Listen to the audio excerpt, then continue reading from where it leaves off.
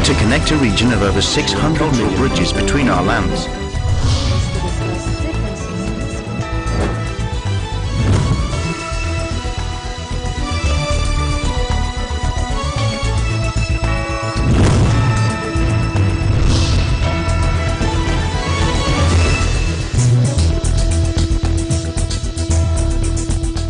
Hello and welcome to ASEAN in Focus. I'm Nea Mangawan, delivering to you the latest news in and around the ASEAN region. On today's headlines. 15 people are killed in Vietnam due to flash floods and landslides. 12 others remain missing. Myanmar and Laos mark World Drug Day by torching a huge stockpile of illegal drugs worth $187 million. And a U.S. aircraft carrier visits the Philippines, the third such call in 4 months. And ASEAN joins the fight against violence against women.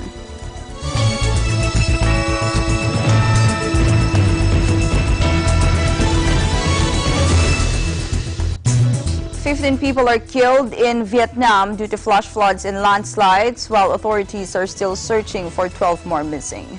Heavy rains over the past few days have damaged roads, homes, and crops in northern Vietnam. More rain was expected, and weather forecasters warned of more floods and landslides as a result. Vietnam is prone to natural disasters, with floods and typhoons killing hundreds of people each year. The desperate search for 12 children and their football coach trapped in a flooded cave in northern Thailand pressed into its fourth night Tuesday as distraught relatives prayed and awaited news about the missing youngsters.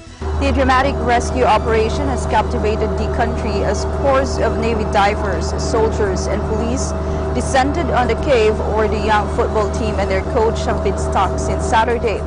The boys, aged between 11 and 16, went into the cave after football practice and were trapped after heavy rains flooded the chambers and blocked the main entrance.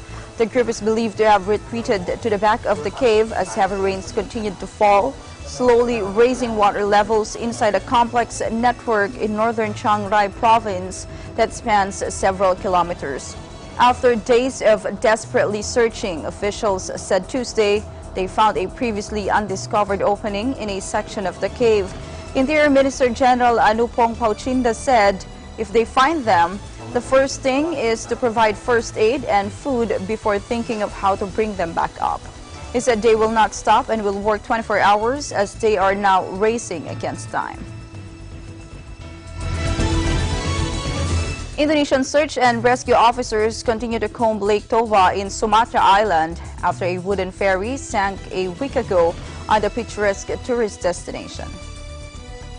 Kita ketahui di sini bahwa ada beberapa kapal juga untuk peralatan yang canggih juga tetap melakukan pencarian terhadap bangkai tersebut untuk lebih memastikan.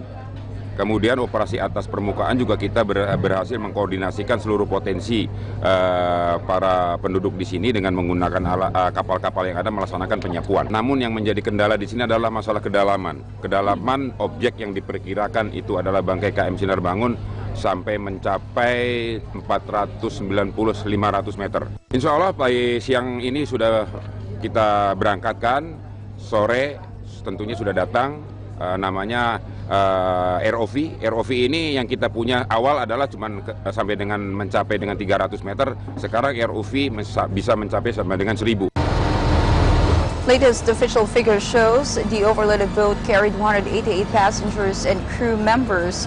3 have been found dead, 21 survived, while 164 others are still missing.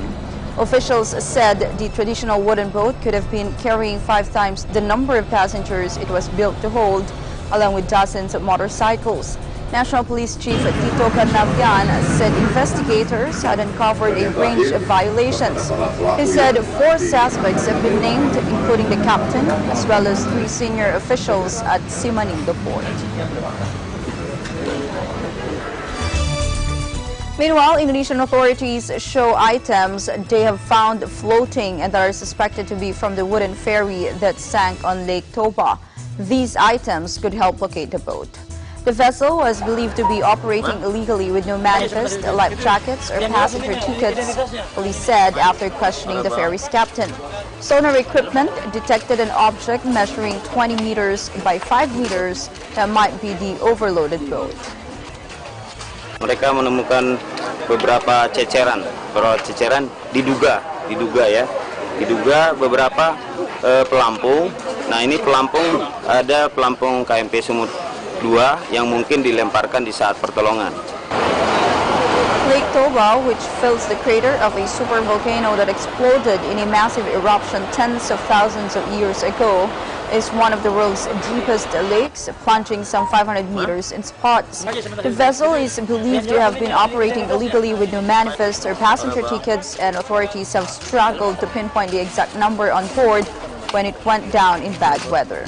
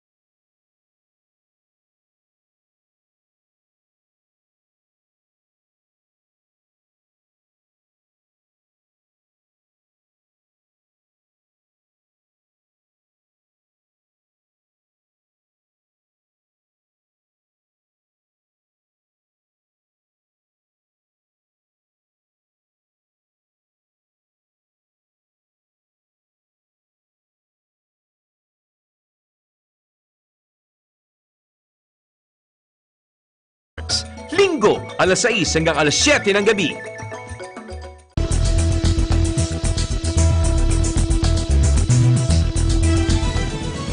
Welcome back. Myanmar and Laos mark World Drug Day with a dramatic torching ceremonies, setting a huge stockpile of pills, cannabis, heroin, and opium worth $187 million on fire. Take a look.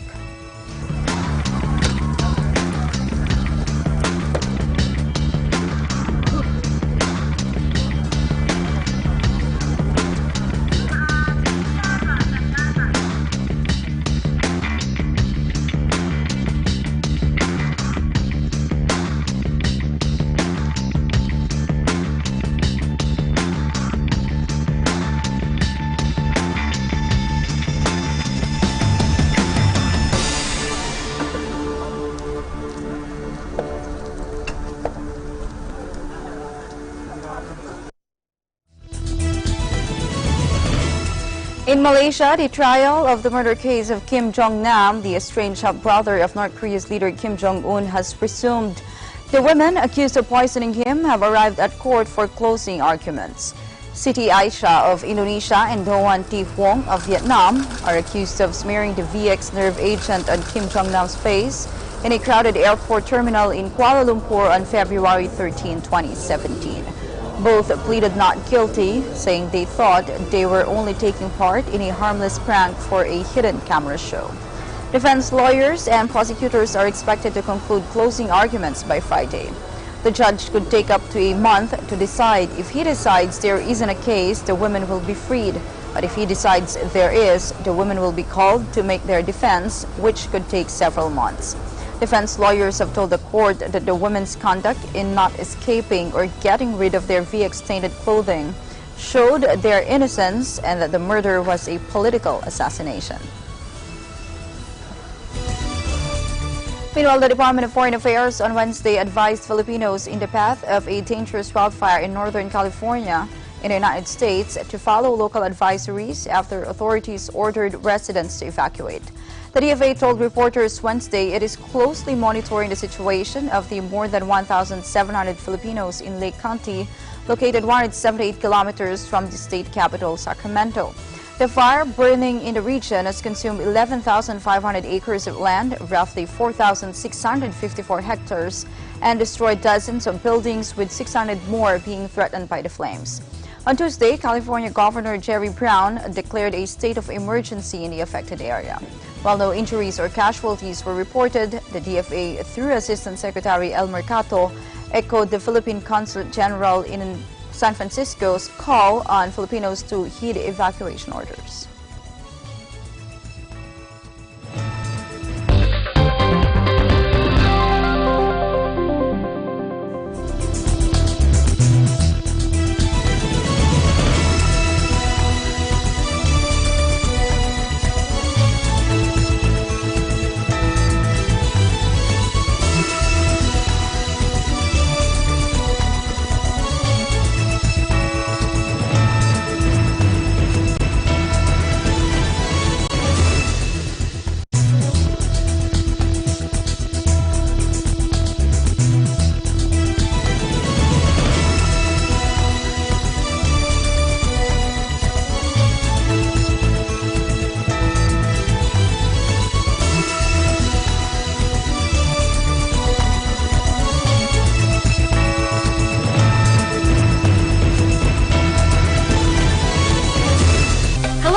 My name is Samantha Suarez, and I'm reporting here from Gainesville, Florida. Behind me is the Florida Museum of Natural History, home to a butterfly rainforest featuring hundreds of butterflies from across the world. Do you know another place that has sites from across the world? Well, check out Digital Nest on Tuesdays and Thursdays at 7:30 p.m. And I am one with 25. Hey guys, I hope you enjoyed this video. Make sure to leave some love by giving it a thumbs up, and don't forget to subscribe here at ABC Digital Nest so you don't miss any of our upcoming features.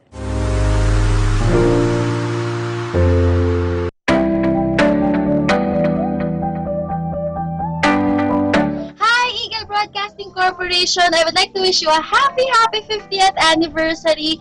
Kung alam niyo lang kung gaano kasaya na nakakatrabaho ko kayo at meron akong support nyo, maraming salamat po. And I'm praying for more success and happiness sa inyong group. And thank you so much. Sana po ay makaselebrate ako with you. Have fun!